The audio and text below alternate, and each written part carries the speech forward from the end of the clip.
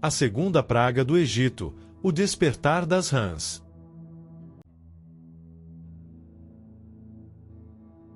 O palácio do faraó.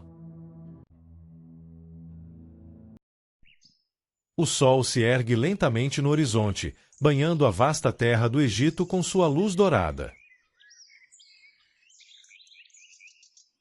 O Nilo, que serpenteia pela terra, reflete a luz da manhã em suas águas tranquilas, como se nada fosse capaz de perturbar sua paz. Mas uma sombra se ergue sobre o reino. A cidade de Tanis, com seus templos imponentes e palácios grandiosos, parece silenciosa, mas o peso do destino já começa a se fazer sentir. Nos aposentos do grande faraó, o ambiente está carregado de tensão. Moisés, o homem escolhido por Deus, tinha uma missão clara: levar a palavra de seu senhor a Faraó e exigir a libertação dos hebreus escravizados no Egito. Por mais que Faraó tivesse ignorado a primeira mensagem, ele não poderia escapar da sequência de avisos que estavam prestes a se cumprir. Com firmeza, Moisés falou ao faraó. Suas palavras carregadas de autoridade divina diziam para que o faraó deixasse o povo de Deus partir. Se o faraó se recusasse, o Nilo se encheria de rãs e elas iriam invadir a terra, as casas, as camas e até os seus fornos. O olhar de Faraó, por um momento, se estreitou, mas logo se dissipou em risada. Para ele, a ameaça de Moisés era tola, absurda. Ele acreditava que nenhum poder poderia desafiar a majestade do Egito, a terra dos deuses. Para ele, rãs eram insignificantes. O Egito não seria abalado por simples rãs. Tudo não passava de um truque barato para fazê-lo ceder. Faraó zombou das palavras de Moisés, convencido de que não havia ameaça alguma. O que ele não sabia era que o próprio Nilo, símbolo de vida e poder no Egito, se tornaria o instrumento da manifestação do poder divino. Faraó fez um gesto desdenhoso com a mão, como se mandasse Moisés embora, e o profeta, com a mesma serenidade, se retirou. A praga das rãs. Enquanto Moisés se afastava do palácio, as palavras de advertência ainda ecoavam nos corredores do Egito.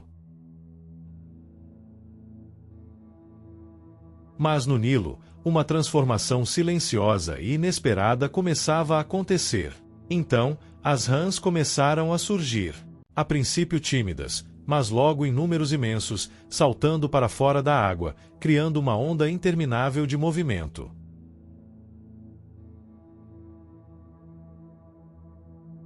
As rãs, criaturas humildes do Nilo, começaram a surgir em massa. Elas saltavam para as margens, como uma invasão silenciosa, e logo estavam em todos os lugares. Não havia mais espaço, não havia mais lugar seguro. As rãs saltavam sobre os campos de trigo, invadindo os jardins e até mesmo os estábulos dos animais.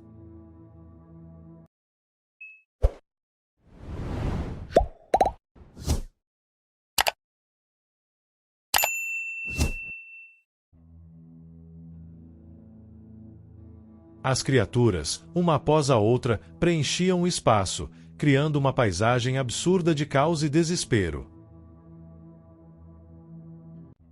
A destruição no Egito. Pouco tempo depois, a terra do Egito estava tomada.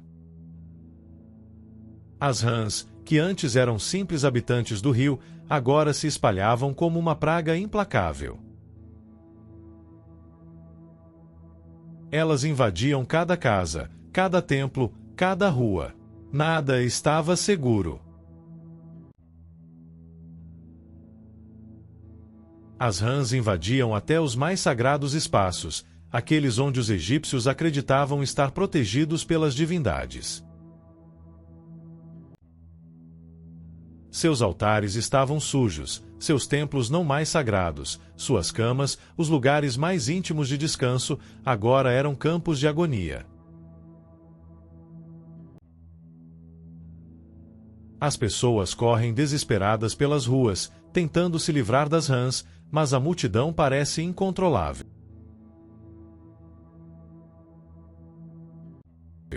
As rãs são onipresentes, saltando de todos os lados, tornando a vida cotidiana um pesadelo. O Palácio do Faraó. Até o próprio Palácio do Faraó, onde antes o poder parecia absoluto, foi invadido pela praga. O som incessante das rãs saltando e crocitando se tornou insuportável. O faraó, que havia desdenhado da ameaça, agora se via completamente impotente. Ele, o soberano que se julgava invencível, agora estava diante de algo que não podia controlar. As rãs, com seu número incontrolável e seu barulho ensurdecedor, pareciam invadir até a própria alma do faraó, desafiando sua autoridade e humilhando sua grandeza. Os magos do Egito, com toda sua sabedoria e poderes ocultos, foram chamados ao palácio. Mas eles nada podiam fazer. Tentaram afastar as rãs com feitiçarias, mas, quanto mais tentavam, mais elas surgiam.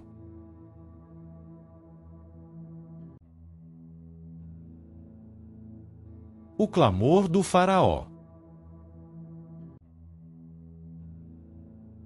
Com o caos tomando conta do Egito, o faraó, desesperado, finalmente cedeu ao seu próprio medo. Ele mandou chamar Moisés e Arão, com a esperança de que pudessem interceder diante de seu Deus e aliviar a tormenta que assolava sua terra. O orgulho do rei estava quebrado, e sua arrogância havia desaparecido, dando lugar a um temor profundo e uma súplica desesperada. Desesperado, ele reconhece a grandeza e o poder de Deus e pede para Moisés e Arão que intercedam por sua terra. Assim Deus tiraria as rãs do Egito e, em troca, ele libertaria o povo de Israel. Faraó, no auge de seu sofrimento, finalmente fez a promessa que Moisés aguardava. Mas seria essa a verdadeira rendição do coração do faraó? Ou ele estava apenas buscando alívio momentâneo?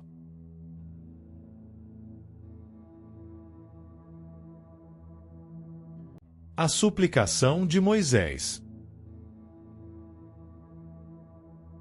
Moisés, com a calma que caracterizava sua missão, olhou nos olhos do rei, com serenidade, aceitou sua súplica. Mas ele não respondeu imediatamente. O poder de Deus não seria simplesmente manipulado pela vontade de um homem. Enquanto Moisés orava a Deus, as rãs ainda dominavam o Egito. As águas do Nilo começam a se acalmar, e as rãs, por um breve momento, parecem hesitar. Deus, como prometido, ouviu a oração de Moisés. No momento certo, as rãs começaram a desaparecer, retornando ao Nilo. A praga, embora temporariamente cessada, deixou uma marca profunda na terra do Egito. A reflexão do faraó. O alívio foi imediato. As rãs haviam partido, e o Egito respirava novamente. Mas o faraó, embora tivesse sido libertado do tormento, não aprendeu a verdadeira lição. Seu coração, endurecido pela arrogância, logo se esqueceu do que havia experimentado. Ele não cumpriria sua promessa.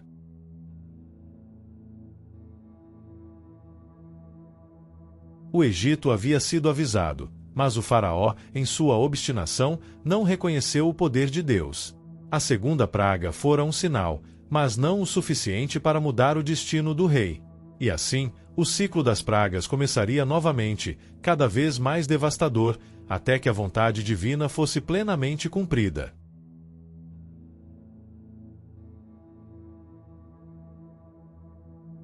Se você gostou deste vídeo e quer continuar explorando a palavra de Deus conosco, não se esqueça de se inscrever no canal, curtir o vídeo e deixar seu comentário.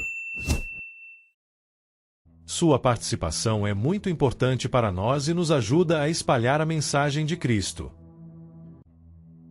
Que Deus abençoe sua vida, e até o próximo vídeo.